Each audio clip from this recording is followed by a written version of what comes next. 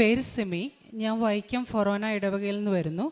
ഞാൻ 20 വർഷമായിട്ട് ഇംഗ്ലണ്ടിലാണ് താമസിക്കുന്നത്.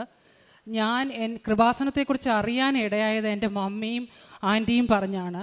അത് 2020 എൻ്റെ ഹസ്ബൻഡിന് കോവിഡ് പിടിപെട്ട കോവിഡിൻ്റെ ഇതിൽ നിൽക്കുന്ന സമയത്ത് കോവിഡ് പിടിപെട്ട് സീരിയസ് ആയിട്ട് ഹോസ്പിറ്റലിൽ അഡ്മിറ്റായിരുന്നു. അപ്പം മമ്മി എന്നോട് പറഞ്ഞു, എടി കൃപാസനത്തിൽ ഇതിൽ വെച്ച് പ്രാർത്ഥിക്കണം. അന്ന് ഞാൻ കൃപാസനത്തെക്കുറിച്ചോ ഇതെന്താണെന്നോ എനിക്കറിയില്ലായിരുന്നു. അന്ന് ഞാൻ പ്രാർത്ഥിക്കണമെന്ന് പറഞ്ഞു. അന്നത്തെ എൻ്റെ ടെൻഷനിൽ ഞാൻ അതൊന്നും ഓർത്തില്ല. അന്ന് മമ്മി ഉടമ്പടി തൈലവും ഉപ്പും ഒക്കെ എനിക്ക് തന്നു. പക്ഷേ അതൊന്നും ഉപയോഗിക്കാനുള്ള ഇതെനിക്കില്ലായിരുന്നു. ഞാൻ അതൊന്നും ചെയ്തിട്ടില്ല അന്ന്. അത് കഴിഞ്ഞപ്പോൾ ഞാൻ 2022 നാട്ടിൽ വന്നപ്പോൾ മമ്മി പറഞ്ഞു, എടി ഞാൻ നേർന്നതാണ്, നാട്ടിൽ നിങ്ങൾ വരുമ്പോൾ നിന്നെ കൃപാസനത്തിൽ കൊണ്ടുപോയി പ്രാർത്ഥിച്ചേക്കാമെന്ന്. അന്ന് ഞാൻ മമ്മിയോട് ദേഷ്യപ്പെട്ടു. വേറെ ഒന്നും കണ്ടല്ല, ഞാൻ പ്രാർത്ഥിക്കുകയും പള്ളിയിൽ പോവുകയും എല്ലാം ചെയ്യുന്നതാണ്. മമ്മിയോട് ഞാൻ പറഞ്ഞു, മമ്മി എല്ലാ ധ്യാന കേന്ദ്രത്തിലും പോയി എല്ലായിടത്തും കയറി പ്രാർത്ഥിക്കും, അത് മമ്മി പ്രാർത്ഥിച്ചാൽ പോരെ, ഞങ്ങളെയും കൂടെ എന്തിനാ വലിച്ചുകൊണ്ട് പോകുന്നേ എന്നും പറഞ്ഞ് വഴക്കുണ്ടാക്കിയാണ് ഞാൻ അന്ന് മമ്മിയുടെ കൊടുത്ത് ഇവിടെ വന്നിട്ടും എനിക്ക് വലിയ താല്പര്യമൊന്നുമില്ലാതെ ഞാൻ ജസ്റ്റ് പ്രാർത്ഥിച്ചു. അത് കഴിഞ്ഞപ്പോൾ എൻ്റെ ആൻറ്റി ഇവിടെ അന്ന് അവിടെ ഇത്ര ആക്റ്റീവ് അല്ലായിരുന്നു, കോവിഡ് കഴിഞ്ഞ സമയമായതുകൊണ്ട്. അപ്പോൾ ആൻറ്റി ഏതോ സിസ്റ്ററിനോട് പറഞ്ഞു, സിസ്റ്റർ ഈ പ്രാർത്ഥനയൊന്നും ഇടാവോ എന്ന് ചോദിച്ചപ്പോൾ ആ സിസ്റ്റർ പറഞ്ഞു, ഇപ്പം അതിനുള്ള സമയമല്ല, ഇത്തിരി കഴിയണമെന്നോ എന്തോ ഒരു കാര്യം സിസ്റ്റർ പറഞ്ഞപ്പോൾ എനിക്കങ്ങ് ദേഷ്യം വന്നു. ഞാൻ ആൻറ്റിയോട് ചോദിച്ചു, എന്താ മാതാവ് അവധിയാണോ എന്ന് ചോദിച്ചു. അത് കഴിഞ്ഞ് ഞാൻ ഇവിടുന്ന് പ്രാർത്ഥിച്ചു. പിറ്റേ ആഴ്ച ഞാൻ UK തിരിച്ചു പോയി. തിരിച്ച് ചെന്ന് മെയ് ഫസ്റ്റ് വീക്കിൽ ഞാൻ തിരിച്ചു ചെന്നു. മെയ് മിഡിൽ തൊട്ട് എനിക്ക് പരീക്ഷണങ്ങളും സഹനങ്ങളും തുടരെ വരാൻ തുടങ്ങി. ഫസ്റ്റ് എൻ്റെ മോൻ്റെ മോൻ ഒരു പ്രശ്നവും ഇല്ലാത്ത സ്കൂളിൽ നല്ല സ്വഭാവത്തോട് പോയിക്കൊണ്ടിരുന്ന മോനാണ്. അവൻ ഓരോരോ പ്രശ്നങ്ങളുണ്ടാക്കി തിരിച്ചു വരാൻ തുടങ്ങി. ടീച്ചർമാർ വിളിച്ച് കംപ്ലൈൻറ്റ് തുടങ്ങി. ആ പ്രശ്നം അത് ഞാനതൊന്നും എക്സ്പെക്റ്റ് പോലും ചെയ്യാത്ത പ്രശ്നങ്ങളായിരുന്നു എനിക്ക് വന്നുകൊണ്ടിരുന്നത്. എനിക്ക് എന്താണ് നടക്കുന്നതെന്ന് മനസ്സിലാകുന്നില്ല. ഞാൻ ചെല്ലുന്നിടത്തൊക്കെ എനിക്ക് പ്രോബ്ലംസ് മാത്രമേ വരുന്നുള്ളൂ. എന്നിട്ട് ഞാൻ ഇതിനെക്കുറിച്ചോ മാതാവിൻ്റെ ഇതിനെക്കുറിച്ചോ ഒന്നും ചിന്തിക്കുന്നില്ല. അപ്പം മോൻ പുതിയ സെക്കൻഡറി സ്കൂളിലേക്ക് മാറുന്ന സമയമായിരുന്നു. UK ഒരു എക്സാമുണ്ട്, എൻട്രൻസ് എക്സാം. സെക്കൻഡറി സ്കൂളിലേക്ക് നല്ല സ്കൂളിൽ അഡ്മിഷൻ കിട്ടണമെങ്കിൽ എക്സാം എഴുതണം. അവനാണ് ഒരുമാതിരി നല്ലപോലെ പഠിക്കുന്ന കൊച്ചുമാണ്. അപ്പം ഞാൻ വിചാരിച്ചു, അതൊക്കെ ഈസി ആയിട്ട് കിട്ടുമായിരിക്കും, അതൊന്നും കുഴപ്പമില്ല എന്ന് വിചാരിച്ചു. പ്രിപ്പറേഷന് പോയിക്കൊണ്ടിരുന്ന അവനും പ്രിപ്പറേഷനും ഫെയിലാകാൻ തുടങ്ങി. ഇപ്പം ഞാൻ വിചാരിച്ചു, എനിക്ക് മനസ്സിലാകുന്നില്ല, ഇത് എന്തുകൊണ്ടാണ് ഈ കൊച്ച് ഇങ്ങനെ തുടങ്ങുന്നത്. അവസാനം ഞാൻ പ്രാർത്ഥനയൊന്നും തുടങ്ങാതെ അവനെ എക്സാം എഴുതിപ്പിച്ചു. അത് എക്സാം എഴുതി റിസൾട്ട് വന്നപ്പോൾ എല്ലാ പിള്ളേരും ജയിച്ചു, ഇവൻ മാത്രം ഒരൊറ്റ മാർക്കിന് ഫെയിലായി. 1 മാർക്കിന്. അതിന് ഒരു റീസണും ഇല്ല ഫെയിലാകാൻ. മോൻ എല്ലാം നല്ലപോലെ പഠിച്ചിട്ടും ഒക്കെ പോകുന്നതാണ്. 1 മാർക്കിന് ഫെയിലായി. എനിക്ക് അന്ന് ഭയങ്കരമായിട്ട് അങ്ങ് സങ്കടം വന്നു. എന്ന് വെച്ചാൽ അത് വലിയ പ്രതീക്ഷ. ആ ഒരു സ്കൂള് കിട്ടിയില്ലെങ്കിൽ പിന്നെ കിട്ടുന്ന സ്കൂൾ നല്ലതല്ലെങ്കിൽ അവരുടെ സെക്കൻഡറി സ്കൂൾ ജേർണി നമ്മളെ ഇവിടുത്തെ പോലെ നമുക്ക് അവരെ സ്ട്രിക്റ്റായിട്ട് പിടിക്കാനോ കൺട്രോൾ ചെയ്യാനോ ഒന്നുള്ള റൂൾ അവിടെ ഇല്ല. അപ്പം അവർ ഏത് വഴിക്ക് പോകുന്നു അതനുസരിച്ച് നമുക്ക് പറഞ്ഞു കൊടുക്കാം എന്നല്ലാതെ അതിൽ കൂടുതൽ നമുക്കൊന്നും ചെയ്യാൻ പറ്റില്ല. അപ്പോൾ എനിക്കങ്ങ് വല്ലാണ്ട് ഡിപ്രഷനായിപ്പോയി. എനിക്ക് ഭയങ്കര ഞാൻ എന്നും കരച്ചിലായി, പ്രശ്നമായി. അവസാനം നമുക്ക് 6 സ്കൂള് വെക്കാം നമുക്ക് ഓപ്ഷനിൽ. ഞാൻ വെച്ച 6 സ്കൂളും അവർ തന്നില്ല. ഒരു സ്കൂള് പോലും എനിക്ക് മോന് അഡ്മിഷൻ കിട്ടിയില്ല. അവസാനം അവർ ആ ഏരിയയിലെ ഏറ്റവും ചീത്ത സ്കൂളിൽ അവന് അഡ്മിഷൻ കൊടുത്തു. അവിടെ പോയി കഴിഞ്ഞാൽ പിന്നെ നമ്മൾ നോക്കിയിട്ട് കാര്യമില്ല, സ്വഭാവം പോയി എന്ന് വിചാരിച്ചാൽ മതി. അങ്ങനത്തെ ഒരു സ്കൂളാണ്. ഡ്രഗ്സ്, ചെറിയ പിള്ളേർ തന്നെ സിഗരറ്റ്, അങ്ങനെയുള്ള ക്യാരക്ടറുള്ള സ്കൂളിലാണ് അവസാനം അഡ്മിഷൻ കിട്ടിയത്. എനിക്കങ്ങ് വല്ലാത്ത ഡിപ്രഷനിലായിപ്പോയി ഞാൻ. അതായത് അത്രയും പഠിപ്പിച്ച് ഇത്രയും ഇതായിട്ട് വന്നിട്ട് പോലും എൻ്റെ മോന് അങ്ങനെ ഒരു അവസ്ഥയാണല്ലോ വന്നത്. അവനും മനസ്സിലാകുന്നില്ല. അവൻ പഠിക്കുന്നുണ്ട്, ക്ലാസ്സിൽ നല്ല റിപ്പോർട്ടാണ്, പക്ഷേ സ്കൂള് കിട്ടുന്നില്ല. കൗൺസിൽ ഒരു സ്കൂൾ തന്നാൽ നമ്മൾ അവിടെ വിട്ടേ പറ്റത്തുള്ളൂ. നമുക്ക് അപ്പീൽ കൊടുക്കാം, അതുള്ളാണ്ട് വേറെ ഓപ്ഷനൊന്നുമില്ല. ഞാൻ കൊടുത്ത 6 സ്കൂളിനും അപ്പീൽ കൊടുത്തു. 6 അപ്പീലും ഫെയിലായി. അവർ പറഞ്ഞു തരത്തില്ല. അവസാനം ഞാൻ ഒരു കാത്തലിക് സ്കൂള്, വളരെ നല്ല സ്കൂളാണ്, പക്ഷേ അവിടുത്തെ ആൾക്കാർ ക്യാച്ച്മെൻറ്റും അതിൻ്റെ പ്രയോറിറ്റിയും ഒക്കെ നോക്കും. അത് വെച്ച് നോക്കിക്കഴിഞ്ഞാൽ ഞങ്ങൾക്ക് ഒരു എലിജിബിലിറ്റി ഇല്ല ആ സ്കൂളിൽ കിട്ടാൻ. അവസാനം ഞാൻ അപ്പീൽ വെച്ചപ്പോൾ അവരെന്നോട് മുഖത്ത് നോക്കി പറഞ്ഞു, നിങ്ങൾക്ക് കിട്ടത്തില്ല, ഇനി വെക്കണ്ട, വേണമെങ്കിൽ ഒരു പേരിന് വേണ്ടിയിട്ട് ഞാൻ നിങ്ങളുടെ കൊച്ചിൻ്റെ പേര് വെയിറ്റിംഗ് ലിസ്റ്റിൽ ഇട്ടേക്കാം, അതേ ഉള്ളൂ. അല്ലാണ്ട് ആ സ്കൂളിൽ നിന്ന് ഏതെങ്കിലും ഒരു ആ സ്കൂളിൽ നിന്ന് പോയെങ്കിൽ മാത്രമേ ആ വെയിറ്റിംഗ് ലിസ്റ്റിലുള്ള ഒന്നാമത്തെ ആൾക്ക് അഡ്മിഷൻ കിട്ടത്തുള്ളൂ. ആ പറയുന്ന സ്കൂളിൽ നിന്ന് നോർമലി ആരും പോകത്തില്ല. അതുപോലത്തെ ഒരു നല്ല സ്കൂളാണത്, കാത്തലിക് സ്കൂള്. പക്ഷേ ഞാൻ വെയിറ്റിംഗ് ലിസ്റ്റ് ഇടാൻ പറഞ്ഞു, കരഞ്ഞു. എൻ്റെ കരച്ചിൽ കണ്ടപ്പോൾ മമ്മി എന്നോട് പറഞ്ഞു, നീ ദേഷ്യപ്പെടില്ലെങ്കിൽ ഞാനൊരു കാര്യം പറയാം. ആ മാതാവിനെ നീ അന്ന് തള്ളി പറഞ്ഞിട്ട് പോന്നതാണ്. നീ മാതാവിനോട് ക്ഷമ പറഞ്ഞ് ഓൺലൈനിൽ ഒരു ലൈറ്റ് ക്യാൻഡിൽ പ്രയർ ഇട്ട് പ്രാർത്ഥിക്കുക. അപ്പോഴാണ് ഞാൻ ഈ മാതാവിൻ്റെ ഉടമ്പടിയെ കുറിച്ചൊക്കെ ചിന്തിക്കാനും വായിക്കാനും തുടങ്ങിയത് തന്നെ. ഞാൻ ഒന്നും ചിന്തിച്ചില്ല. ഇതിൽ ഞാൻ ഈ അഡ്മിഷൻ വെച്ച സ്കൂളിൽ വിളിച്ചു ചോദിച്ചപ്പോൾ അവർ പറഞ്ഞു, വെയിറ്റിംഗ് ലിസ്റ്റിലുണ്ട് 7 or 8 ഒക്കെയാണ്, അതിൽ ചാൻസ് ഒന്നും ഇല്ലാത്തതാണ്, നിങ്ങൾക്ക് വെറുതെ വേണമെങ്കിൽ ഇടാം, അല്ലെ റിമൂവ് ചെയ്യാം എന്ന് പറഞ്ഞു. ഞാൻ പറഞ്ഞു വേണ്ട, റിമൂവ് ചെയ്യേണ്ട, വെച്ചേക്കാൻ പറഞ്ഞു. ഞാൻ വന്ന് കരച്ചിൽ തുടങ്ങി. അവസാനം മമ്മി പറഞ്ഞതല്ലേ എന്ന് ഓർത്തിട്ട് ജൂൺ 28 ഞാൻ ലൈറ്റ് ക്യാൻഡിൽ പ്രയർ ഇട്ട് അന്ന് തൊട്ട് പ്രത്യക്ഷീകരണ പ്രാർത്ഥന ചൊല്ലി പ്രാർത്ഥിക്കാൻ തുടങ്ങി. 2023 ജൂൺ 28 അന്ന് പ്രാർത്ഥിച്ചു. വളരെ നേരം ഞാൻ ഇരുന്ന് പ്രാർത്ഥിച്ചു. അത് കഴിഞ്ഞ് പിറ്റേ ദിവസം എന്തോ എൻ്റെ മനസ്സ് പറഞ്ഞു, നീ ജസ്റ്റ് ഒന്ന് ആ സ്കൂളിൽ ഒന്നുകൂടെ വിളിച്ച് ചോദിക്ക്, അവർ തരുമെങ്കിൽ തരട്ടെ എന്ന് പറഞ്ഞു. അവസാനം ഞാൻ ഒന്നും വിചാരിച്ചില്ല. അവരെ തലേ ദിവസം ഞാൻ വിളിച്ചത്, അവരില്ല എന്ന് പറഞ്ഞ് വെച്ചതാണ്. അവസാനം ഞാൻ അവരെ വിളിച്ചിട്ട് പറഞ്ഞു, ഇങ്ങനെ ഞാൻ അഭിനവിൻ്റെ മദറാണ്, അഡ്മിഷൻ്റെ കാര്യത്തിനാണെന്ന് പറഞ്ഞു. ഓ യെസ് അവൻ വെയിറ്റിംഗ് ലിസ്റ്റിൽ ഒന്നാമത് വന്നിട്ടുണ്ട്, ഞങ്ങൾ അറിയിക്കാമെന്ന് പറഞ്ഞു. അപ്പോൾ എനിക്ക് വല്ലാണ്ട്, അപ്പോഴാണ് ഞാൻ ശരിക്കും, അപ്പം ഞാൻ ലൈറ്റ് ക്യാൻഡിൽ പ്രയർ ഇന്നലെ ഇട്ടതേ ഉള്ളൂ, പ്രാർത്ഥിച്ചു മാതാവിനോട് വളരെയേറെ ക്ഷമ ചോദിച്ച് ഞാൻ ഒത്തിരി കരഞ്ഞ് പ്രാർത്ഥിച്ചു. അത് കഴിഞ്ഞപ്പോൾ ഞാൻ കൃപാസനത്തിലെ ഓൺലൈൻ എല്ലാം എടുത്ത് ഉടമ്പടി എന്താണ്, അതിൽ നമ്മൾ എന്തൊക്കെ ചെയ്യണം, എന്തൊക്കെയാണ് കാരുണ്യപ്രവർത്തികൾ, എന്തെല്ലാം, അതെല്ലാം ഞാൻ നോക്കി പഠിച്ചു കഴിഞ്ഞിട്ട് ഓരോന്നായിട്ട് ഞാൻ അന്ന് തൊട്ട് ചെല്ലാൻ തുടങ്ങി. അത്രയും നാൾ ഞാൻ ഞായറാഴ്ച മാത്രം കുർബാനയ്ക്ക് പോവും, കുടുംബ പ്രാർത്ഥന ചെല്ലും, പിള്ളേരെ ഒക്കെ വിളിച്ചിരുത്തി ഞാൻ പൂർണ്ണമായിട്ടും കുടുംബ പ്രാർത്ഥന ചെല്ലും. പക്ഷേ ഒരു ദിവസം താമസിച്ചോ ക്ഷീണമാണെങ്കിൽ ഞാൻ അവരോട് പറയും, പിതാവിനും പുത്രനും വെച്ചിട്ട് പോയി കിടന്നുറങ്ങിക്കോ. അതായിരുന്നു എൻ്റെ ശീലം. അന്ന് തൊട്ട് ഞാൻ കുടുംബ പ്രാർത്ഥന എന്നും ഒരു ദിവസം രാത്രി 11 മണി 12:30 ആയാൽ പോലും ഞാൻ ആരെയും കുടുംബ പ്രാർത്ഥന ചെല്ലാതെ കിടത്തത്തില്ല. എല്ലാ ദിവസവും ഞാൻ പള്ളിയിൽ പോകാൻ തുടങ്ങി. കുമ്പസാരം കുറേ നാളുകൾ അവിടെ, കുമ്പസാരം നമുക്ക് റെഗുലറായിട്ട് അത്ര ഇവിടെ നടക്കുന്ന പോലെ കിട്ടാൻ പാടാണ് അവിടുത്തെ പള്ളികൾ. ഞാൻ റെഗുലറായിട്ട് അച്ഛനെ പോയി കണ്ട് കുമ്പസാരിക്കാൻ തുടങ്ങി. എല്ലാ കാരുണ്യ പ്രവർത്തികളും ഞാൻ എൻ്റെ മനസ്സിൽ നിന്ന് ഈ മോൻ്റെ അഡ്മിഷൻ്റെ കാര്യമേ വിട്ടു. എന്നിട്ട് ഞാൻ പ്രാർത്ഥനയിൽ ശ്രദ്ധിക്കാൻ തുടങ്ങി. അവിടെ നമുക്ക് ഇതുപോലെ പുറത്തു പോയി അങ്ങനെ ഫുഡൊന്നും കൊടുക്കാൻ പറ്റില്ല. അപ്പോൾ അവിടെ ഈ ഇതായിട്ട് വരുന്നവർക്ക് ഫുഡ് ബാങ്ക് എന്നൊരു പരിപാടിയുണ്ട്. അപ്പം ഞാൻ എല്ലാ ആഴ്ചയിലും രാവിലത്തെ ബ്രേക്ക്ഫാസ്റ്റ്, ഉച്ചയ്ക്കത്തെ ലഞ്ച്, വൈകുന്നേരം ഡിന്നറ്, അതിൻ്റെ ഇടയിലുള്ള കുളിക്കാൻ, അങ്ങനെയുള്ള ഒരു ദിവസത്തിലേക്ക് ഒരു മനുഷ്യന് വേണ്ട എല്ലാ സാധനങ്ങളും ഒരാഴ്ച എല്ലാ ശനിയാഴ്ചയും മേടിച്ച് ഫുഡ് ബാങ്കിൽ ഞാൻ ഡൊണേറ്റ് ചെയ്യാൻ തുടങ്ങി. പിന്നെ എനിക്കിച്ചിരി ദേഷ്യവും ഇച്ചിരി സീരിയസും ഉള്ള സ്വഭാവമാണ്. ഞാൻ ഹോസ്പിറ്റലിൽ ഞാൻ നേഴ്സായിട്ടാണ് അവിടെ വർക്ക് ചെയ്യുന്നത്. ഞാൻ ഇൻചാർജ് ആയതുകൊണ്ട് എനിക്ക് അങ്ങനെ പേഷ്യൻ്റ് കെയർ ഒന്നും ഇല്ല അധികം. പക്ഷേ ഞാൻ തന്നെ അവിടുത്തെ വർക്ക് ചെയ്യുന്ന സ്റ്റാഫിനോട് പറഞ്ഞ് അങ്ങോട്ട് ഇറങ്ങി പേഷ്യൻ്റ് കെയറൊക്കെ ഞാൻ ചെയ്യാൻ തുടങ്ങി. എല്ലാവരോടും എൻ്റെ ദേഷ്യം കുറച്ചു. പിന്നെ ഞാൻ ആദ്യമേ മനസ്സിൽ വിചാരിച്ചു ആരോടൊക്കെയോ എനിക്ക് ദേഷ്യമുണ്ട്, അതെല്ലാം ഞാൻ റിക്കളക്ട് ചെയ്ത് എല്ലാവരെയും ഞാൻ ഫോൺ വിളിച്ചു, എല്ലാവരോടും സംസാരിക്കാൻ തുടങ്ങി. എല്ലാം കഴിഞ്ഞു. അത് കഴിഞ്ഞ് ഞാൻ അത് കഴിഞ്ഞ് നവംബർ, അത് കഴിഞ്ഞ് മോൻ ആ പഴയ അവർ തന്ന സ്കൂളിൽ തന്നെ പോകാൻ തുടങ്ങി. പക്ഷേ ആ സ്കൂളിൽ പോയെങ്കിലും ഞാൻ കരഞ്ഞുകൊണ്ടാണ് ഞാൻ അവനെ അവിടെ കൊണ്ടാക്കിയത്. തിരിച്ചും ഞാൻ കരഞ്ഞുകൊണ്ട് നടന്നു വന്നിട്ടുണ്ട്. പക്ഷേ അവൻ 6 മാസം ആ സ്കൂളിലുണ്ടായിരുന്നു. ആ സ്കൂളിലുണ്ടായിരുന്ന സമയം മുഴുവൻ എല്ലാ ടീച്ചറും, ഹെഡ് ടീച്ചർ വരെ എന്നെ ഫോണിൽ വിളിക്കുമായിരുന്നു. മോൻ നല്ലതായിട്ട് പഠിക്കുന്നുണ്ട്, നല്ല സ്വഭാവമാണ്, നല്ല എല്ലാം പോസിറ്റീവായിട്ടുള്ള അപ്ഡേറ്റ് മാത്രമേ എനിക്ക് ആ സ്കൂളിൽ നിന്ന് കിട്ടിയിട്ടുള്ളൂ. അവൻ ആ സ്കൂളിൽ പോയിട്ടെങ്കിലും എനിക്ക് ആ സ്കൂളിൽ പോയതിൽ വിഷമം വരുത്താൻ മാതാവ് സമ്മതിച്ചിട്ടില്ല. അവസാനം ഞാൻ കഴിഞ്ഞ ജനുവരിയിൽ ഇവിടെ വന്ന് ഉടമ്പടി പുതുക്കി ഞാൻ തിരിച്ചു ചെന്ന് ഫെബ്രുവരി 28 ആയപ്പോൾ ആ സ്കൂളിലെ ഹെഡ് ടീച്ചർ വിളിച്ചിട്ട് പറഞ്ഞു, അഭിനവന് അഡ്മിഷൻ ഈ സ്കൂളിൽ റെഡി ആയിട്ടുണ്ട്, നിങ്ങൾ വന്ന് ചേർത്തോളാൻ പറഞ്ഞു. അങ്ങനെ ഞാൻ ആ സ്കൂളിൽ തന്നെ മോന് മാതാവ് അഡ്മിഷൻ കൊടുത്തു. അവസാനം അപ്ലൈ ചെയ്ത ഒത്തിരി പേരുണ്ടായിരുന്നു ആ കൗൺസിലിൽ, അവർക്ക് ആർക്കും കിട്ടിയില്ല.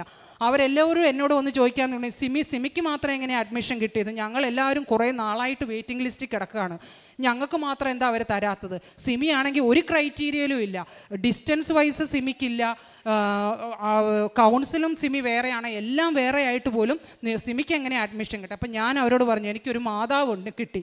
ആ മാതാവാണ് എനിക്ക് അഡ്മിഷൻ തന്നത്. എല്ലാവരോടും ഞാൻ പറയും. അപ്പം ഞാൻ ഇവിടുന്ന് പത്രങ്ങളെല്ലാം മേടിച്ചുകൊണ്ട് പോവും. ഞാൻ ഇംഗ്ലീഷ് പത്രമാണ് അങ്ങോട്ട് മേടിച്ചുകൊണ്ട് പോകുന്നത്. എന്നിട്ട് ഞാൻ അവിടുത്തെ പള്ളികളിലും ഇംഗ്ലീഷ് ആരൊന്നൊന്നുമില്ല, അവിടെ വരുന്ന എല്ലാവർക്കും ഞാൻ പത്രങ്ങൾ, ആദ്യം എനിക്കറിയില്ലായിരുന്നു ഈ പത്രം എങ്ങനെ കൊടുക്കും എന്താണെന്നൊന്നും. എല്ലാവർക്കും ഞാൻ കൊടുക്കാൻ തുടങ്ങി. അന്ന് തൊട്ട് ഇന്ന് വരെ ഞാൻ എൻ്റെ ഉടമ്പടിയിലെ നിബന്ധനകളൊന്നും ഞാൻ ഇത് വെച്ചിട്ടില്ല. എൻ്റെ കാര്യങ്ങൾ ഞാൻ ചെയ്തില്ലെങ്കിൽ പോലും ഞാൻ ചെയ്യാനുള്ളതെല്ലാം ചെയ്യുമായിരുന്നു. പക്ഷേ എനിക്ക് വീണ്ടും വീണ്ടും പരീക്ഷണങ്ങൾ മാത്രമാണ് വന്നുകൊണ്ടിരുന്നത്. ഇത് കഴിഞ്ഞ് മോൻ്റെ അഡ്മിഷൻ കഴിഞ്ഞ ഉടനെ എൻ്റെ ഹസ്ബൻഡിന് ആക്സിഡൻ്റായി കാലിൻ്റെ പാദത്തിലെ എല്ല് കംപ്ലീറ്റ് പൊടിഞ്ഞു പോയി. വണ്ടി കാലയിലോട്ട് വീണ് കംപ്ലീറ്റ് പൊടിഞ്ഞു പോയി. സാർ ഇത് ചെന്നപ്പോൾ റിവ്യൂവിന് ചെന്നപ്പോൾ ഡോക്ടർ പറഞ്ഞു, ഇത് പൊടിഞ്ഞിരിക്കുവാണല്ലോ, ഇതൊന്നും ചെയ്യാൻ പറ്റത്തില്ല, ഒന്നല്ലേ പ്ലാസ്റ്റർ ഇട്ടിട്ട് നമുക്ക് നോക്കാം. എൻ്റെ ഹസ്ബൻഡ് ഒരു ന്യൂറോ സർജനാണ്. പുള്ളിക്കാരന് ഒത്തിരി 10-12 മണിക്കൂറൊക്കെ നിന്ന് സർജറി ചെയ്യുന്ന മനുഷ്യനാണ്. അപ്പോൾ ഈ കാലങ്ങനെ പൊടിഞ്ഞു നിൽക്കുമ്പോൾ പ്രശ്നം എന്നാന്ന് വെച്ചാൽ, അന്ന് പുള്ളി ഡ്യൂട്ടിക്ക് പോയപ്പോഴാണ് ആക്സിഡൻ്റ് ഉണ്ടായത്. ആ ഒടിഞ്ഞ കാലുമായി പുള്ളി കാല് പില്ലോയിൽ വെച്ച് ഒരു 4 മണിക്കൂറെ സർജറി ചെയ്തായിരുന്നു. അത് വേഴ്സായിപ്പോയത്. അവർ പറഞ്ഞു, ഇനി ഒന്നും ചെയ്യാനില്ല, പ്ലാസ്റ്റർ ഇടാം, അത് കഴിഞ്ഞ് ആ എല്ല് എങ്ങനെ കൂടുന്നോ അങ്ങനെ വെച്ച് നമുക്ക് സർജറി ചെയ്ത് നോക്കാമെന്നല്ലാണ്ട് വേറെ എനിക്കൊന്നും പറയാൻ പറ്റില്ല എന്ന് പറഞ്ഞു. ഞാനാണെങ്കിൽ അപ്പം ഹസ്ബൻഡ് എൻ്റെ ഫേസിൽ നോക്കി, ഞാൻ ഒരു ഭാവഭേദവും ഇല്ലാണ്ടിരിക്കുക. എൻ്റെ മനസ്സിൽ കിടക്കുന്നത്, ഞാൻ ഉടമ്പടി എടുത്തിട്ടുണ്ടല്ലോ, പിന്നെ ഞാൻ എന്തിനാ പേടിക്കുന്നതെന്നാണ് എൻ്റെ ചിന്ത. അപ്പോൾ ഹസ്ബൻഡ് എന്നോട് ചോദിക്കുന്നുണ്ട്, സിമി എന്താ ഒന്നും മിണ്ടാത്തേ? ഞാൻ പറഞ്ഞു, ഞാനൊന്നും മിണ്ടുന്നില്ല. ഇപ്പം ഞാൻ അതിന് ഒരു ആൻസറും പറയുന്നില്ല. പ്ലാസ്റ്റർ ഇടുക എന്നല്ലേ അവർ പറഞ്ഞത്, പ്ലാസ്റ്റർ ഇട്, നമുക്ക് നോക്കാം. അത് കഴിഞ്ഞ് ഞാൻ ഒരാളെ മാതാവിനെ ഏൽപ്പിച്ചിട്ടുണ്ട്, അതെങ്ങനെ വരുന്നു നമുക്ക് അങ്ങനെ നോക്കാം. അങ്ങനെ 6 ആഴ്ച പ്ലാസ്റ്റർ ഇട്ട് പുള്ളി ഇരുന്നു. ആ 6 ആഴ്ചയും ഞാൻ എന്നും വെളുപ്പിനെ 5:30 എണീറ്റ് വൈകുന്നേരം പ്രത്യക്ഷീകരണ പ്രാർത്ഥനയും വൈകുന്നേര പ്രാർത്ഥനയും പുള്ളിയുടെ ഹസ്ബൻഡിൻ്റെ കാലയിൽ ഉടമ്പടി എണ്ണ ആ പ്ലാസ്റ്ററിൻ്റെ മുകളിൽ കൂടെ തേച്ച് മാത്രം പ്രാർത്ഥിച്ചു. വേറെ ഒന്നും ഞാൻ പറഞ്ഞു, നിങ്ങൾക്ക് പുള്ളിക്കാരന് ഒരു സർജറിയുടെ ആവശ്യം വരില്ല, മാതാവ് നോക്കിക്കോളും എന്ന് പറഞ്ഞു. അതുപോലെ തന്നെ 6 ആഴ്ച കഴിഞ്ഞപ്പോൾ പ്ലാസ്റ്റർ എടുത്തപ്പോൾ അവർ പറഞ്ഞു, കാലിൻ്റെ എല്ല് നോർമലായിട്ട് തന്നെയാണ് ഫോം ആയേക്കണത്, അതുകൊണ്ട് സർജറി വേണ്ട, കുറച്ച് നാളൊന്ന് കെയർഫുൾ ആയാൽ മതി, പതുക്കെ നടുത്തിലായിട്ട്. അങ്ങനെ ആ കാര്യത്തിലും എനിക്ക് ഇതായി. പക്ഷേ പിന്നെയും പരീക്ഷണം എൻ്റെ അവിടെ തീർന്നില്ല. ഹസ്ബൻഡിൻ്റെ പ്ലാസ്റ്റർ വെട്ടിയപ്പോൾ ഉടനെ മകൻ പോയി സ്കൂളിൽ വീണ് കൈ ഒടിച്ചിട്ട് വന്നു. നോക്കിയപ്പോൾ അവനും കൈ ഫ്രാക്ചർ. ഞാൻ ആലോചിക്കും, പക്ഷേ എനിക്കത് സന്തോഷമായിരുന്നു. അച്ഛൻ്റെ പ്രസംഗം ഞാൻ റെഗുലറായിട്ട് ജൂൺ തൊട്ട് കേൾക്കാൻ തുടങ്ങിയതാണ്. എല്ലാ പ്രസംഗവും എല്ലാ ധ്യാനവും ഞാൻ റെഗുലറായിട്ടിരുന്ന് കേൾക്കും. സാക്ഷ്യങ്ങളാണ്. ഞാൻ പണ്ടൊക്കെ ഫേസ്ബുക്കും ഇൻസ്റ്റാഗ്രാമും ഒക്കെ വെച്ചോണ്ടാണ് ഞാൻ ഇരുന്നിരുന്നത്. ഇപ്പം ഞാൻ കുക്ക് ചെയ്യുമ്പോഴൊക്കെ ആണെങ്കിലും സാക്ഷ്യങ്ങളും അച്ഛൻ്റെ പ്രസംഗവുമാണ് ഞാൻ കണ്ടിന്യൂസ് ഇടുന്നത്. അതിനകത്ത് അച്ഛൻ പറഞ്ഞു കേൾക്കുന്നുണ്ട്, നിങ്ങൾക്ക് പരീക്ഷണം വരുമ്പോൾ നിങ്ങൾ സന്തോഷിക്കണം, അല്ലാണ്ട് വിഷമം വരരുത്. പെട്ടെന്ന് മാനുഷികമായിട്ട് എൻ്റെ മനസ്സിൽ വിഷമം വന്നാലും ഞാൻ ചിന്തിക്കും, ഇല്ല മാതാവ് പരീക്ഷിക്കുന്നതാണ്, ഇതിനകത്ത് എനിക്ക് തോക്കാൻ പാടില്ല എന്ന് പറഞ്ഞു. അങ്ങനെ മോനും ഇതായി. അത് കഴിഞ്ഞ് മോൻ്റെ ഇത് ശരിയായി കഴിഞ്ഞപ്പോൾ ഈ കുറച്ച് നാൾ മുമ്പ് മോള് സ്കൂളിൽ ഡാൻസിന് പോയി മുട്ടിൻ്റെ ചിരട്ട തെറ്റി. അവളും ക്രച്ചസേലായി. ഞാൻ വിചാരിച്ചു, കർത്താവെ, ഒരു ദിവസം പോലും സമാധാനത്തോടെ ഇരിക്കാൻ പറ്റുന്നില്ല. അവൾക്ക് എക്സാമാണ്, ഇന്ന് എക്സാം തുടങ്ങുകയാണ്. അപ്പോൾ അവൾക്ക് അതും ചെയ്യാൻ പറ്റുന്നില്ല. അവസാനം ഞാൻ ഒന്നും ചെയ്തില്ല, ഉടമ്പടി എണ്ണ മാത്രം തേച്ചു. അവസാനം മോളും പറയും, അമ്മേ ഒരു ഓയിലും തേക്കേണ്ട, ആ ഉടമ്പടി എണ്ണ തേച്ചാൽ മതി, അതൊക്കെ ശരിയായിക്കോളും എന്ന് പറഞ്ഞ് 2 ദിവസം ബാൻഡേജ് ഇട്ട് നടന്നു. പിന്നെ ഉടമ്പടി എണ്ണ തേച്ചു, അത് മോള് ക്രച്ചസ് അങ്ങ് മാറ്റിയ പുറകെ കഴിഞ്ഞ ഞാൻ ഇങ്ങോട്ട് ഞാൻ ഈ നാട്ടിലേക്ക് സാക്ഷ്യം പറയാൻ വരണമെന്ന് പറഞ്ഞ് ഞാൻ ടിക്കറ്റ് ബുക്ക് ചെയ്തതിൻ്റെ പിറ്റേ ദിവസം ഹസ്ബൻഡിന് അടുത്ത ആക്സിഡൻറ്റ്. ആ ഒടിഞ്ഞ കാല് തന്നെ പിന്നെ ഒടിഞ്ഞു. അതിൻ്റെ മുകളിൽ വെച്ച് 2 സൈഡും പൊട്ടി. ഈ കഴിഞ്ഞ ബുധനാഴ്ച ചെന്ന് നോക്കിയപ്പോൾ ഞാൻ വിചാരിച്ചു, ദൈവമേ, സാക്ഷ്യം പറയാൻ ഒരാഴ്ചത്തെ ലീവാണ് ഞാൻ എടുത്തേക്കുന്നത്, സാക്ഷ്യം പറയാൻ എനിക്ക് പോകേണ്ടതാണ്. ഇത് ഇനി എങ്ങനെ ഞാൻ പോകും? മോക്ക് എക്സാം തുടങ്ങുകയാണ്, ഹസ്ബൻഡിന് ഇങ്ങനെ ഇതെന്ത് ചെയ്യും എന്ന് ഞാൻ ആലോചിച്ച് ഇങ്ങനെ പ്രാർത്ഥിച്ചിരുന്നു. പ്ലാസ്റ്റർ ഇട്ടപ്പോൾ അവർ പറഞ്ഞു, കണ്ണയുടെ 2 എല്ലും പൊട്ടിയിട്ടുണ്ട്, പക്ഷേ അത് ഡിസ്പ്ലേസ് ആയിട്ടില്ല, അതുകൊണ്ട് നമുക്ക് പ്ലാസ്റ്റർ ഇട്ട് നോക്കാം, അല്ലെങ്കിൽ നിങ്ങൾക്ക് ഓപ്ഷൻ തരാം, സർജറി ചെയ്യാം, നിങ്ങൾ ഓപ്ഷൻ എടുക്കാൻ പറഞ്ഞു. പുള്ളി പറഞ്ഞു ഇല്ല പ്ലാസ്റ്റർ ഇട്ടാൽ മതി എന്ന് പറഞ്ഞിട്ട് ഞങ്ങൾ പ്ലാസ്റ്റർ ഇടിച്ച് വീട്ടിൽ വന്നിട്ട് ഹസ്ബൻഡ് പറഞ്ഞു സിമി, അപ്പം എൻ്റെ പപ്പയുടെയും മമ്മിയുടെയും 50th വെഡ്ഡിങ് ആനിവേഴ്സറിക്കും കൂടെ ഞങ്ങൾ വരാമെന്ന് ഓർത്താൽ പ്ലാൻ ചെയ്തേ. അപ്പോൾ പുള്ളി പറഞ്ഞു സിമി, അപ്പം ഞാൻ മാതാവിനോട് പറഞ്ഞു മാതാവേ ഞാൻ 5 കൊന്ത ഇന്ന് എത്തിക്കും, ആ എത്തിച്ച് തീരുന്നതിന് ഒരുപാട് എനിക്ക് ഇതിനൊരു തീരുമാനം ഉണ്ടാക്കണം. എൻ്റെ അപ്പനും അമ്മയും അപ്പുറത്തെ സൈഡിൽ, ഹസ്ബൻഡ് ഇപ്പുറത്തെ സൈഡിൽ, എനിക്ക് ആരെയും കളയാൻ പറ്റില്ല. അപ്പോൾ വീട്ടിൽ വന്ന് വന്ന് അന്ന് എനിക്ക് നൈറ്റ് ഡ്യൂട്ടി ആയിരുന്നു. രാവിലെ വന്ന് ഞാൻ മഹിമയുടെ രഹസ്യവും ചൊല്ലി തീർത്തപ്പോൾ ഹസ്ബൻഡ് വന്ന് എൻ്റെ കൈ കൊണ്ട് ടിക്കറ്റ് തന്നിട്ട് പറഞ്ഞു, ഞാൻ ആദ്യം 20 ദിവസം എടുത്തായിരുന്നു. ഹസ്ബൻഡ് വന്നിട്ട് പറഞ്ഞു സിമി, എന്നെക്കാളും മുമ്പ് സിമി കണ്ടത് സിമിയുടെ പപ്പയും മമ്മിയാണ്, അതുകൊണ്ട് സിമി പോകണം. ഇതാ ഞാൻ റിട്ടേൺ ഉള്ള ടിക്കറ്റ് മാത്രം ഞാൻ മാറ്റിയിട്ടുണ്ട്, അതുകൊണ്ട് സിമി പോവുക, ഫങ്ഷൻ നടത്തിയിട്ട് സാക്ഷ്യവും പറഞ്ഞ് പിറ്റേ ദിവസം സിമി തിരിച്ചു പോര്. ആ ഒരാഴ്ച ഞാൻ എങ്ങനെയെങ്കിലും മാനേജ് ചെയ്തോളാം, കുഴപ്പമില്ല, സിമി കുറച്ച് എന്തെങ്കിലും ഫുഡോ എന്തെങ്കിലും കുക്ക് ചെയ്ത് വെച്ചിട്ട് പോയാൽ മതി, ഞാൻ മാനേജ് ചെയ്തോളാം എന്ന് പറഞ്ഞ് എനിക്ക് ടിക്കറ്റ് കൊണ്ട് എൻ്റെ കയ്യിൽ തന്നു. അപ്പോഴും ഞാൻ മാതാവിനോട് 1000 നന്ദി പറഞ്ഞു. എന്ന് വെച്ചാൽ എനിക്ക് ഏത് ഡിസിഷൻ എടുക്കണമെന്ന് അറിയാൻ മേലാണ്ട് ഞാൻ നിൽക്കുമായിരുന്നു. അങ്ങനെ പുള്ളിക്കാരൻ എന്നോട് പറഞ്ഞു ഒരാഴ്ച സമാധാനമായിട്ട് പോയിട്ട് വാ, അത് കുഴപ്പമില്ല എന്ന് പറഞ്ഞു. ഞാനിങ്ങനെ ഇന്ന് പോന്നു. അവിടെയും തീർന്നില്ല എൻ്റെ പരീക്ഷണം. ഞാൻ ഇന്നലെയാണ് ഞാൻ വന്നത്. ഞാൻ ചെക്ക് ഇൻ ചെയ്തു. അവിടെ എനിക്ക് ബ്രിട്ടീഷ് പാസ്പോർട്ടാണ്, അപ്പോൾ ഇവിടുത്തെ OCA എന്ന് പറഞ്ഞൊരു കാർഡുണ്ട്. ഞാൻ ബ്രിട്ടീഷ് പാസ്പോർട്ട് കൊടുത്ത് ടിക്കറ്റും കൊടുത്ത് ചെക്ക് ഇൻ ചെയ്തു. ഗേറ്റിൻ്റെ അടുത്ത് വന്നപ്പോൾ ആണ് ഞാൻ പെട്ടെന്ന് ഓർക്കുന്നത് എൻ്റെ OCA കാർഡ് കാണുന്നില്ലല്ലോ എന്ന്. ഞാനും എൻ്റെ സിസ്റ്ററും കൂടെയാണ് വന്നത്, ഞങ്ങൾ 2 പെൺപിള്ളേരാണ്. അപ്പോൾ അവളോട് ചോദിച്ചപ്പോൾ അവൾ പറഞ്ഞു എൻ്റെ കയ്യിൽ തന്നിട്ടില്ല, എനിക്കറിയില്ല എന്ന് പറഞ്ഞു. നോക്കി എൻ്റെ കയ്യിലുള്ള ഹാൻഡ് ലഗേജും എല്ലാ ലഗേജും ഞാൻ ഇറക്കിയിട്ട് അവിടെ നിന്ന് തപ്പി, ആ സാധനം അതിനകത്തില്ല. എനിക്കിവിടെ അതില്ലെങ്കിൽ ഇവിടെ വന്ന് ഇറങ്ങാൻ പറ്റത്തില്ല, എനിക്ക് തിരിച്ചു പോകാനും പറ്റത്തില്ല, ഒന്നുമില്ലാത്ത അവസ്ഥ. ഞാൻ അവസാനം ആ ടിക്കറ്റ് ഞാൻ ചെക്ക് ഇൻ ചെയ്ത് അവിടെ തൊട്ട് ഇങ്ങേ അറ്റം വരെ ഞാൻ എല്ലായിടവും പോയി തപ്പി, ഒരിടത്തും കിട്ടുന്നില്ല. അവിടെ എയർപോർട്ടിൽ അവർ അനൗൺസ് ചെയ്തു, എങ്ങും ഇല്ല. അവസാനം ആ ക്രൂവിലെ ആൾ എന്നെ സൈഡിലോട്ട് വിളിച്ച് നിർത്തിയേച്ചും പറഞ്ഞു മാഡം ഇങ്ങോട്ട് പോവാ, ഒരു കാര്യം ഞാൻ പറയാം, ഈ OCA ഇല്ലാതെ റൂൾ അനുസരിച്ച് എനിക്ക് നിങ്ങളെ കയറ്റി വിടാനുള്ള റൈറ്റ് ഇല്ല, പക്ഷെ ഞാൻ നിങ്ങളെ ഇപ്പോൾ ഇവിടെ പിടിച്ചു നിർത്തിക്കഴിഞ്ഞാൽ നിങ്ങളുടെ ഫ്ലൈറ്റ് പോകും. ഒരു ഉപകാരം ഞാൻ ചെയ്യാം, ഞാനിത് അറിഞ്ഞിട്ടില്ല, നിങ്ങൾ കയറിപ്പോവുക. അവിടെ ഇന്ത്യയിൽ ചെന്ന് ഇറങ്ങുമ്പോൾ അവരോട് പറയുക എവിടെ പോയെന്നറിയില്ല, ഓൺ ദ വേയിൽ OCA മിസ്സായി, പാസ്പോർട്ടുണ്ട്, അതുകൊണ്ട് എനിക്ക് നിങ്ങൾ കയറിപ്പോക്കോ, പക്ഷേ അവിടെ ചെന്ന് എന്താവുമെന്ന് എനിക്കറിയില്ല എന്ന് പറഞ്ഞു. ഞാൻ ആ പോയ സമയം മുഴുവൻ പ്രത്യക്ഷീകരണ പ്രാർത്ഥനയും വിശ്വാസ പ്രമാണവും ചൊല്ലി എൻ്റെ സിസ്റ്ററിൽ നിന്ന് പ്രാർത്ഥിക്കുന്നു. അവസാനം ഞാൻ മാതാവിനോട് പറഞ്ഞു ഞാൻ ഫ്ലൈറ്റിൻ്റെ ഗേറ്റിൻ്റെ തൊട്ട് ഫ്രണ്ടിലാണ്, കുറച്ച് ഇങ്ങോട്ട് മാറിയാൽ നിൽക്കാം, കുറച്ചങ്ങ് നടന്നു പോകണം. ഞാൻ അതിൻ്റെ ഫ്രണ്ടിൽ നിന്ന് മാതാവിനോട് പറഞ്ഞു മാതാവേ ഞാൻ സാക്ഷ്യം പറയാൻ വരാനുള്ളതാണ്, ഞാൻ ഈ ഫ്ലൈറ്റിൻ്റെ ഉള്ളിൽ കാല് വെക്കുന്നതിന് പാടെ എനിക്ക് എൻ്റെ OCA കാർഡ് തിരിച്ചു കിട്ടണം, ഇല്ലെങ്കിൽ എനിക്ക് അവിടെ ചെന്ന് അവരോട് പറഞ്ഞു നിൽക്കാൻ പറ്റത്തില്ല. അങ്ങനെ പറഞ്ഞ് ഞാൻ ഒരു വിശ്വാസ പ്രമാണം കൂടെ ചെയ്തപ്പം എൻ്റെ സിസ്റ്റർ സൈഡിലിരുന്ന് പ്രാർത്ഥിക്കുവാണ്. ഞാൻ നോക്കിയപ്പോൾ അവളുടെ ജാക്കറ്റ് അവളുടെ അരയിൽ കെട്ടി വെച്ചേക്കുക. ആ ജാക്കറ്റ് എടുക്കേണ്ട ഒരു കാര്യമില്ല, ഞങ്ങൾ ആ ജാക്കറ്റ് യൂസ് ചെയ്തിട്ടില്ല. അപ്പോൾ ഞാൻ പറഞ്ഞിട്ട് സിനി ആ ജാക്കറ്റിലൊന്ന് നോക്കിക്കുക അവിടെ ഉണ്ടോ എന്ന്. സിനി പറഞ്ഞു അതിനകത്തൊന്നുമില്ല, ഞാനത് എടുത്തിട്ടേ ഇല്ല, അത് എൻ്റെ അരയെ കെട്ടി വെച്ചേക്കുക. ഞാൻ പറഞ്ഞു നീ ഒന്ന് നോക്ക് അതിനകത്തുണ്ടെങ്കിലോ എന്ന് പറഞ്ഞ് നോക്കിയപ്പോൾ ആ ജാക്കറ്റിലിരിക്കുന്നു എൻ്റെ OCA കാർഡ്. അതെങ്ങനെ അതിനകത്ത് ഇട്ടെന്നോ ഞങ്ങളത് തൊട്ടിട്ടോ ഒന്നുമില്ല. ആ നടക്കാൻ പോകുന്നത് എന്നാന്ന് വെച്ചാൽ ഫ്ലൈറ്റിൽ കയറിയ ഉടനെ നമുക്ക് പിന്നെ UK പോകുന്ന ചൂടില്ല, ഞങ്ങൾ ആ ജാക്കറ്റ് എടുത്ത് സൂട്ട് കേസിൽ വെക്കും, പിന്നെ അത് നോക്കത്തില്ല.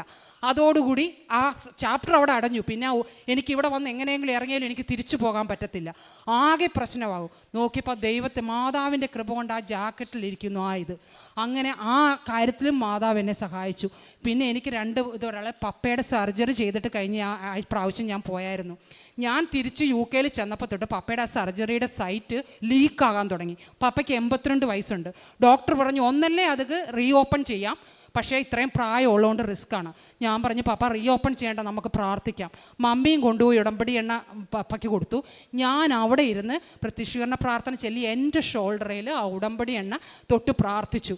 കുറച്ച് ദിവസം കഴിഞ്ഞപ്പോൾ പപ്പ പറഞ്ഞു ഇല്ലടി അത് നിന്നു, ഇപ്പം അതിനകത്തുനിന്നൊന്നും വരുന്നില്ല, എല്ലാം നോർമലായി. അവിടെ പണ്ടൊരു ഹോള് പോലെ ഉണ്ടായിരുന്നു, ആ ഹോളൊന്നും ഇല്ല, ഇപ്പോൾ അതൊക്കെ അടഞ്ഞു എന്ന് പറഞ്ഞു. പിന്നെ എൻ്റെ കൂട്ടത്തിൽ പഠിക്കുന്ന ഒരു ചേച്ചിയുടെ മോക്ക് 5 വർഷമായിട്ട് കല്യാണം കഴിഞ്ഞിട്ട് കുഞ്ഞുങ്ങളില്ലായിരുന്നു. അവർക്കും ഈ കൃപാസനത്തെക്കുറിച്ചൊന്നും അറിയില്ല.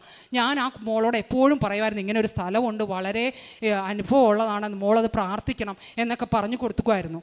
അവസാനം ഞാൻ എൻ്റെ പ്രാർത്ഥനയിൽ ആ മോളെ സമർപ്പിച്ച് പ്രാർത്ഥിച്ചു. ആ മോൾ ഇപ്പോൾ 4 മാസം പ്രഗ്നൻ്റാണ്. ആ മോളും എന്നോട് ചോദിച്ച് ഓൺലൈനിൽ ഉടമ്പടി എടുത്തിട്ടിരിക്കുകയാണ്. അതുപോലെ തന്നെ എൻ്റെ ഒരു ഫ്രണ്ട് നാട്ടിൽ നിന്ന് വിളിച്ചു പറഞ്ഞു, അവൾക്ക് ഡെങ്കു ഫീവറാണ്, സിമി ഭയങ്കര വേദന, നീ ഒന്ന് പ്രാർത്ഥിക്കാവോ, വേദന സഹിക്കാൻ വയ്യ എന്ന് പറഞ്ഞ് ഞാൻ അപ്പം തന്നെ മെഴുകുതിരി കത്തിച്ചു വെച്ച് ഈ മാതാവിനോട് അതും സമർപ്പിച്ച് പ്രാർത്ഥിച്ചു. അത് കുറച്ച് കഴിഞ്ഞപ്പോൾ അവളും സൗഖ്യപ്പെട്ട് ഡിസ്ചാർജ് ആയി എന്ന് പറഞ്ഞു. അതുപോലെ എൻ്റെ ചേച്ചിയുടെ മോക്ക്, അവളും അവിടെയാണ്, മെഡിസിൻ അഡ്മിഷൻ കിട്ടണമെന്ന് ഭയങ്കര ആഗ്രഹമായിരുന്നു. പക്ഷേ UK മെഡിസിൻ അഡ്മിഷൻ ഭയങ്കര ഡിഫിക്കൽട്ടാണ്. അത് ഞാൻ എൻ്റെ ആദ്യത്തെ ഉടമ്പടിയിൽ വെച്ചിരുന്നു, എൻ്റെ ആ മോക്ക് ഇത് അഡ്മിഷൻ കിട്ടണമെന്ന്. അങ്ങനെ UK one of the best യൂണിവേഴ്സിറ്റിയിൽ, കിങ്സിൽ ആ മോക്ക് മെഡിസിൻ അഡ്മിഷൻ ഞാൻ ഇവിടുന്ന് പോയതിൻ്റെ പിറ്റേ മാസം തന്നെ ലഭിച്ചു. കുറേ പേര് അപ്ലൈ ചെയ്തിട്ട് കിട്ടാറുന്നതാണ്, ആ മോക്ക് അത് ലഭിച്ചു. അങ്ങനെ ഇത് കൂടാതെ കുറേ അനുഗ്രഹങ്ങൾ എനിക്ക് കിട്ടിയിട്ടുണ്ട്. ഇത് ഞാൻ ഇത്രയും ഇത് തന്ന മാതാവിനും ഈശോയ്ക്കും ഞാൻ 1000 നന്ദി പറഞ്ഞുകൊള്ളുന്നു. ആത്മീയമായിട്ട് ചെയ്യുന്നത് പള്ളിയിൽ പോയി ദിവസവും എൻ്റെ ബൈബിൾ വായന 4ാമത്തെ തവണ ഞാൻ ബൈബിൾ ഇപ്പോൾ ഫിനിഷ് ചെയ്തത്. എല്ലാ ദിവസവും ഞാൻ എന്ത് ഇതില്ലെങ്കിലും ബൈബിൾ വായിച്ചു തീർക്കും.